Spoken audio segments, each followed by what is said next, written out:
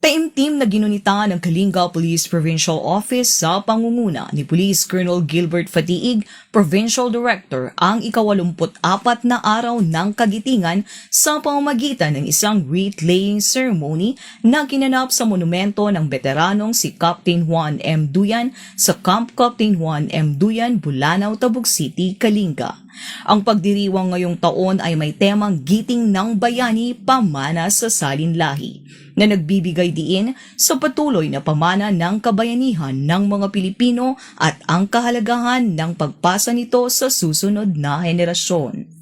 Nagsimula ang programa sa isang panalangin na pinangunahan ni Pastor Gerald B. Tolino at sinundan ng pambungad na mensahe mula sa Provincial Director, kung saan kanyang binigyan diin ang kahalagahan ng pag-alala sa sakripisyo ng mga veterano ng digmaan at pagbibigay pugay sa kanilang mahalagang ambag sa kalayaan ng bansa.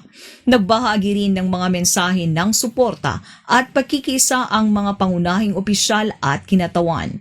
Nagbigay din ng mensahe ng pagtugon si Mr. Benigno Duyan mula sa pamilya ni Captain Juan M. Duyan.